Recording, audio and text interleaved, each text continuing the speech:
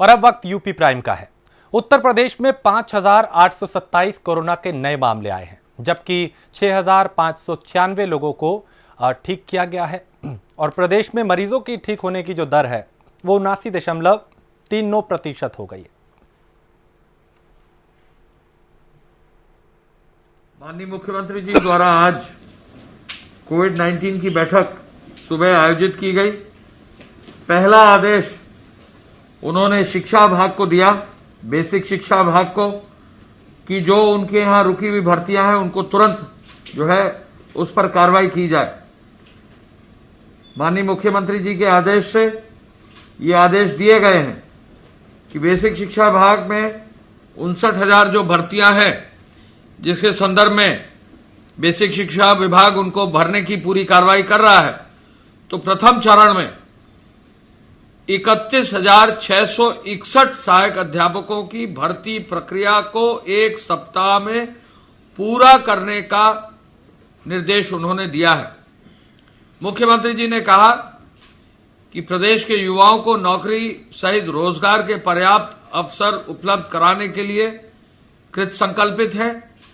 उन्होंने तुरंत आदेश दिया है और जहां तक एसीएस बेसिक शिक्षा ने बताया है कि टीईटी परीक्षा उत्तीर्ण कर रहे सभी छात्रों में जितने संभव है, यानी 31,661, इनको एक सप्ताह के अंतर्गत कार्रवाई सुनिश्चित इनके लिए कर दी जाएगी। माननीय मुख्यमंत्री जी ने कल बहुत सारी और तमाम सारी घोषणाएं की थी।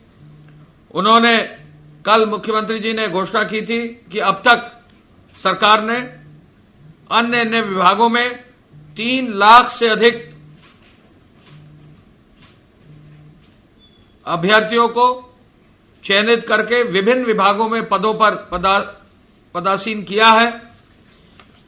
जो सूचना हमारे पास विभिन्न विभागों से आई, उसके अनुरूप चिकित्सा एवं स्वास्थ्य विभाग के अंतर्गत समूह ख, ग व घ में 8,556, राष्ट्रीय स्वास्थ्य मिशन के अंतर्गत 28,622, प्राविधिक शिक्षा एवं व्यावसायिक शिक्षा में 365, अधीनस्थ चयन आयोग के माध्यम से 16,708, बेसिक शिक्षा विभाग के माध्यम से ये जो अभी 31,000 बता रहे हैं, इसके पहले ही 54,706, पुलिस विभाग भर्ती बोर्ड के माध्यम से 1,37,253, सहकारिता विभाग में विभिन्न पदों पर 726 लोगों को अपॉइंट किया गया है। लोक सेवा आयोग के माध्यम से 3 साल में ही 26,103 लोगों को अपॉइंट किया गया है।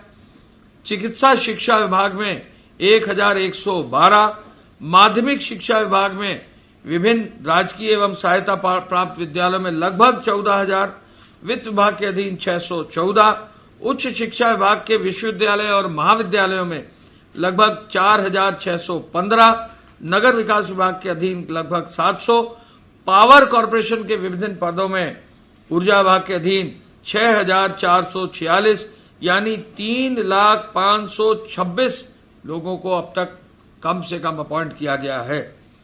भर्ती प्रक्रिया जो कल मुख्यमंत्री जी ने जिसका रिव्यू किया था, पुलिस विभाग में लगभग 16,629 भर्तियां अभी प्रक्रियाधीन है। अगले 2-3 महीने के अंदर इनको पूरा कर दिया जाएगा।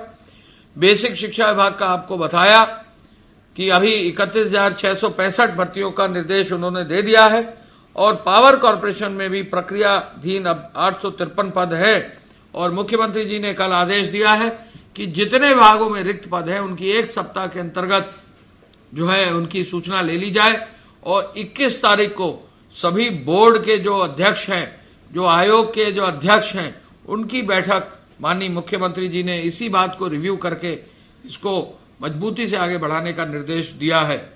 आज कोविड की बैठक में जो सूचना हमें प्राप्त हुई है, उसमें जो हमारी उत्तर प्रदेश की सूचना है, मुख्यमंत्री जी ने जो आज रिव्यू किया, हमारी मृत्यु दर और मृत्यु दर कम है और रिकवरी दर अच्छी है। हम ये बताना चाहेंगे कि जो उत्तर प्रदेश का केसेस पर मिलियन है, वो पूरे देश में जो प्रथम 8 स्टेट्स हैं, यानी गोवा, पांडिचेरी, दिल्ली, आंध्रा, महाराष्ट्र, अंडमान निकोबार, चंडीगढ़ और कर्नाटक यानी स्टेट्स और यूनियन टेरिटरीज जहां केसेस पर मिलियन है, उससे भी कम है। कोरोना वायरस के संबंध में प्रदेश की स्थिति इस प्रकार है। विगत 24 घंटों में संक्रमण के 5,827 नए प्रकरण सामने आए हैं। इसी अवधि में 6,596 संक्रमित व्यक्ति उपचारित होकर डिस्चार्ज किए गए हैं। अर्थात जितने नए संक्रमण आए हैं उनसे कहीं अधिक लोग स्वस्थ होकर वापस गए हैं। इस समय जो लोग संक्रमण के पश्चात पूर्णतः उपचारित होकर डिस्चार्ज किए जा चुके हैं, उनकी कुल संख्या बढ़कर के 2,76,690 हो गई है। इस समय प्रदेश का रिकवरी का प्रतिशत 79.39% है।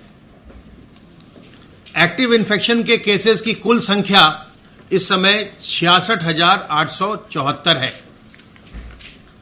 संक्रमित व्यक्तियों में से 2 मार्च से लेकर अभी तक कुल 4,953 लोगों की मृत्यु हुई है।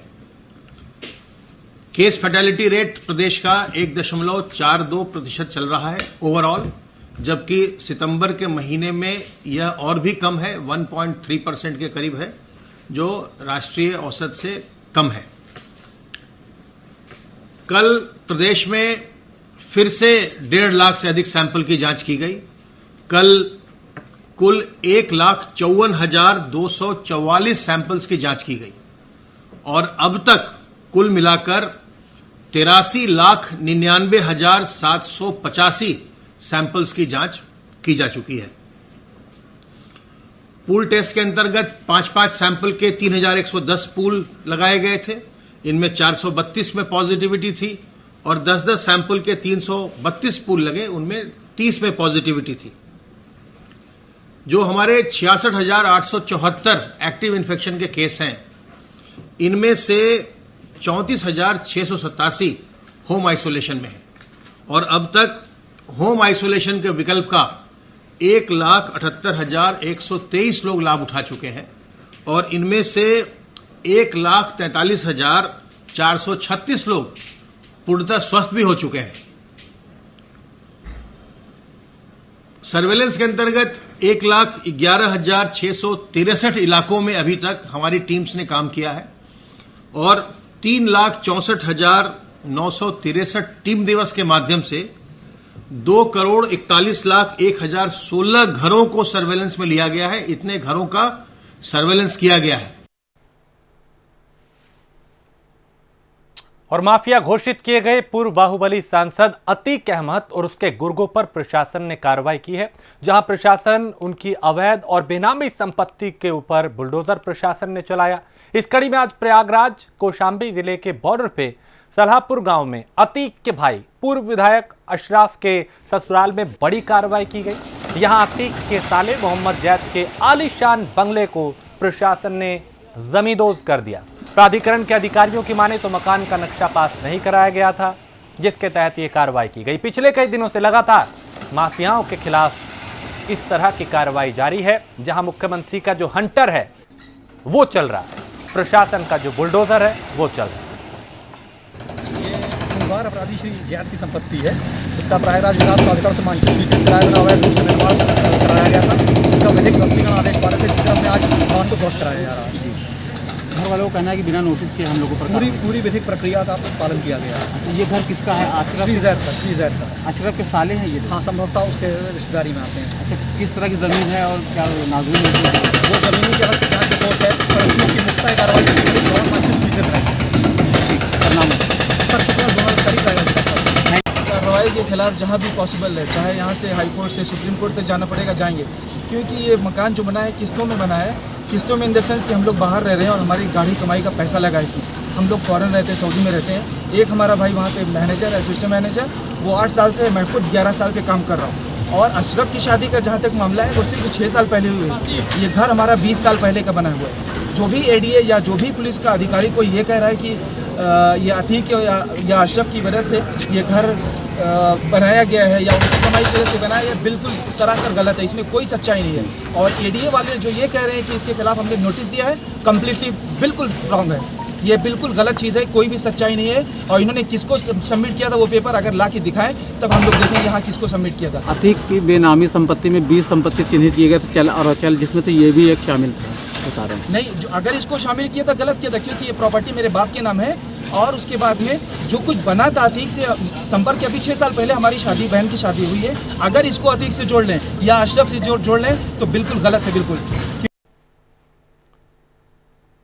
मुख्यमंत्री योगी आदित्यनाथ ने यूपी में देश की सबसे खूबसूरत फिल्म सिटी बनाए जाने का ऐलान किया, जिसके बाद गजल गायक अनूप जलोटा और विकास परिषद के अध्यक्ष राजू श्रीवास्तव ने सीएम योगी को धन्यवाद दिया। अनूप जलोटा ने कहा कि उत्तर प्रदेश में फिल्म सिटी बनने से उत्तर प्रदेश को विकास की नई गति मिलेगी। यूपी के टैलेंट की वजह से ही मुंबई फिल्म इंडस्ट्री चमक रही है। अब यूपी में फिल्म सिटी बनाने से यूपी चमकेगा।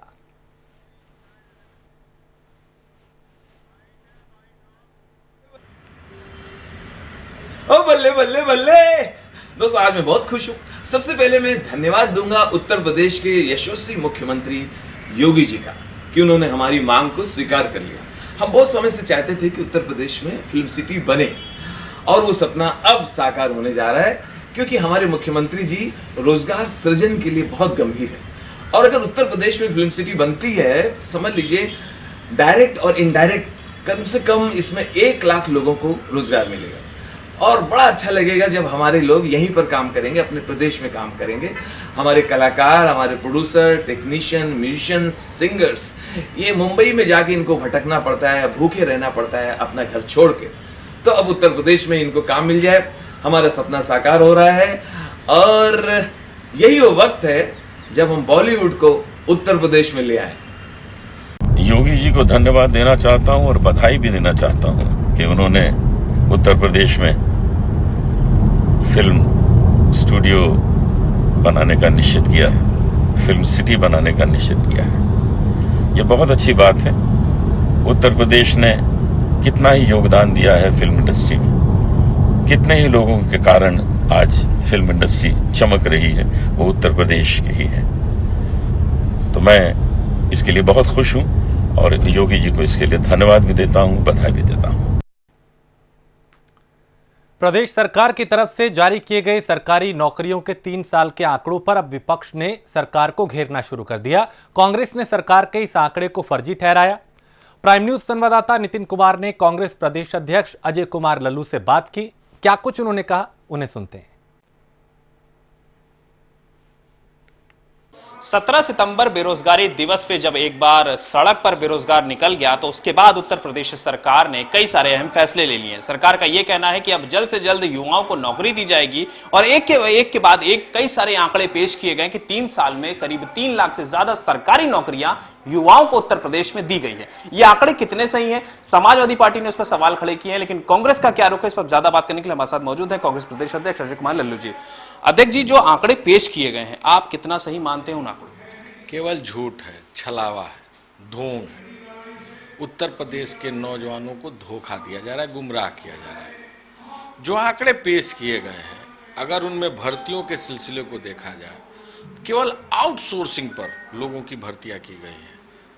आउटसोर्सिंग जिसमें हर साल नौजवान को रिन्यूअल कराने के लिए ठेकेदार के पास जाना पड़ेगा, ठेकेदार की ठेकेदारी रहेगी कि नहीं रहेगी।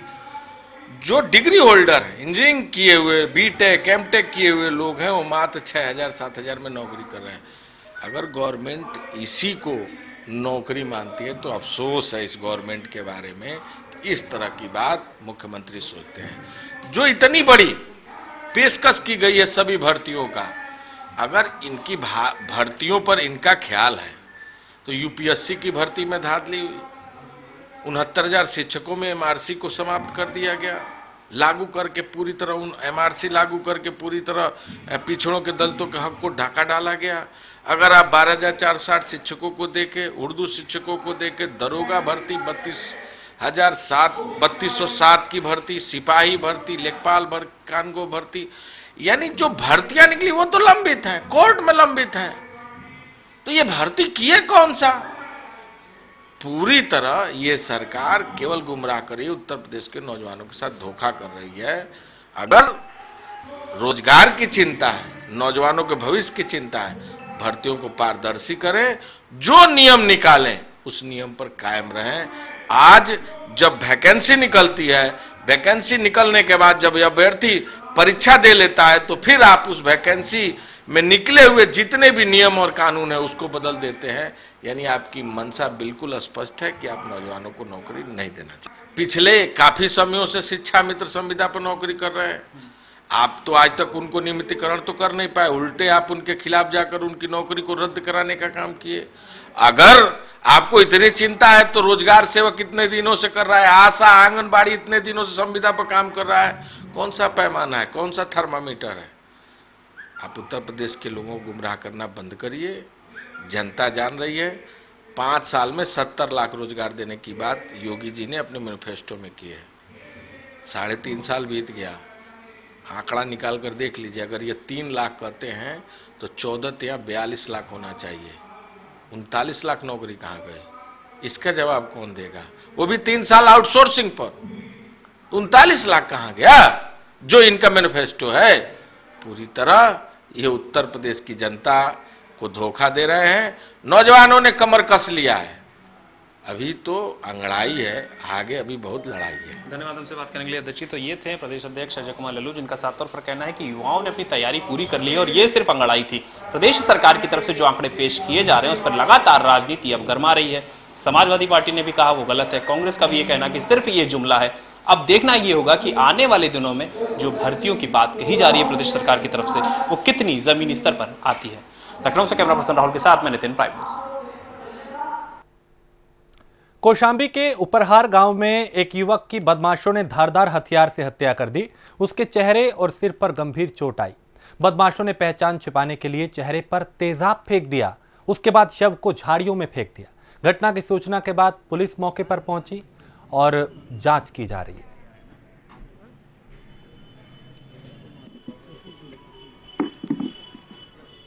क्या है पूरा मामला बताइए। मार के गया घर, टोपी रख के गया, कहा कि गाड़ी धोवा दो, कहा चल धोवा दे, फ़ोन किया। फिर उसके बाद मोबाइल स्विच ऑफ।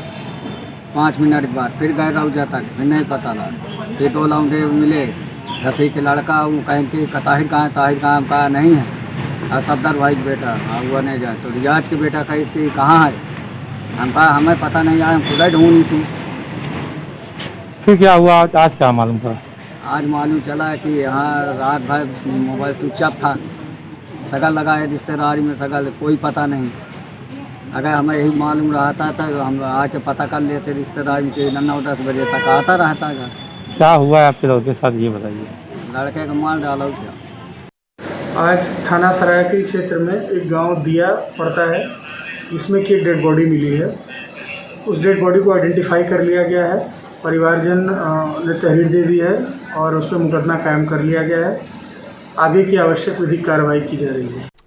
मुरादाबाद में रेल कर्मचारी पिछले कई दिनों से प्रदर्शन लगातार रुक के कर रहे हैं। आज भी रेलवे कर्मचारियों द्वारा साप्ताहिक कार्यक्रम का आयोजन किया गया, जिसमें कर्मचारियों की समस्या को लेकर आवाज उठाई गई और कहा गया कि जो कर्मचारियों को प्रतिवर्ष जो दर दिया जाता था वो दिया जाए और पुरानी पेंशन बहाल की जाए।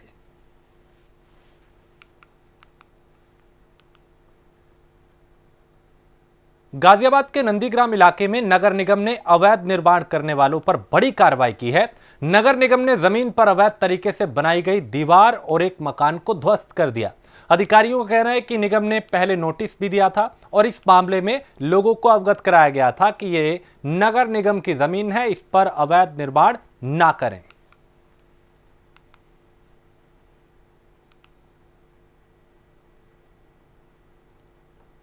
उधर जौनपुर में दबंगों ने मासूम को तालिबानी सजा दी। बच्चे पर चोरी करने के आरोप में लोगों ने बच्चे को अर्धनग्न करके जमकर पीटा। घटना का वीडियो सोशल मीडिया पे भी वायरल हो रहा है।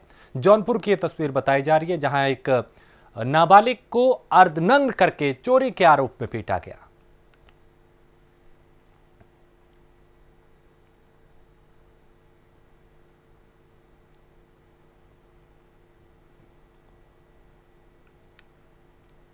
उधर मुरादाबाद में शिवसेना द्वारा विरोध प्रदर्शन किया गया, जिसमें किसानों पर हो रहे अत्याचार और आत्महत्या को लेकर शिवसेना ने यह प्रदर्शन किया और कहा कि किसानों को सुविधाएं नहीं मिलेंगी तो शिवसेना उग्र आंदोलन करेगी। मोदी सरकार होश में आओ, सरकार होश में आओ, मोदी सरकार होश रंगे, वीर बजरंगे, मोदी सरकार होश में आओ, सरकार होश में आओ।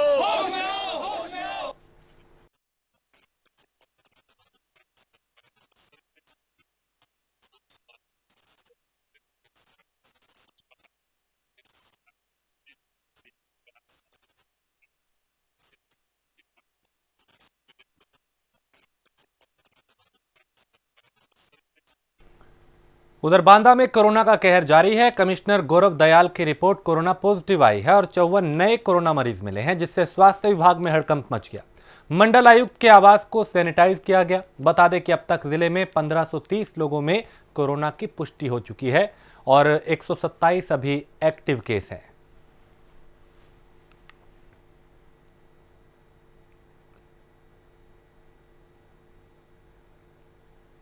तो जिले में 54 नए मामले आए। तो कोरोना के जो मामले हैं वो बांदा में भी तेजी से बढ़ रहे हैं। अब तक करीब 1500 से ज्यादा मामले आ चुके हैं। हालांकि कोशिश ये है प्रशासन की, स्वास्थ्य विभाग की, डॉक्टर्स की, मेडिकल स्टाफ की कि जल्द से जल्द जो लोग इसकी चपेट में आए हैं उन्हें रिकवर किया जा सके। तो कमिश्नर गौरव दयाल की रिपोर्ट भी कोरोना पॉजिटिव आई है, जिसके बाद उनके घर को सैनिटाइज किया गया और उन्होंने ये भी कहा कि जो लोग उनके संपर्क में इन दिनों आए हैं वो अपनी जांच कराएं। मुरादाबाद में पुलिस की मनमानी रुकने का नाम नहीं ले रही। आज एक दारोगा किशन पाल मेडिकल कराने गई लड़की को लेकर फरार हो गया। बता दें कि पूरा मामला 14 सितंबर को लड़की घर से लापता हो गई थी, जिसकी सूचना परिजनों ने थाने में दी। वहीं आज लड़की को बरामद किया गया और थाने लाया गया। पुलिस वालों ने लड़की का मेडिकल कराया, उसे महिला सिपाही के साथ जिला अस्पताल मेडिकल के लिए भेजा गया, लेकिन अस्पताल में लड़की का मेडिकल नहीं हुआ, बल्कि दारोगा किशन पाल के द्वारा अस्पताल में कार लाई गई, ऐसा बताया जा रहा है, जिसमें एक लड़का और दारोगा सवार थे। उन्होंने लड़की को अस्पताल से बिना मेडिकल अपनी कार में बैठाकर वो ले गए।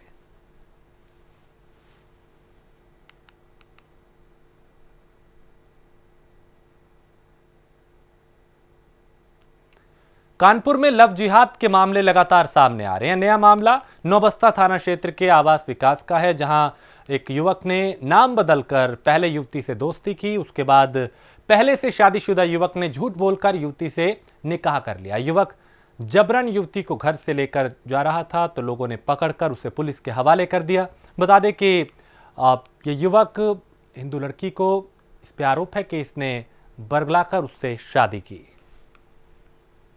राहुल नाम बताया था हमें, हमारी दोस्ती हो गई।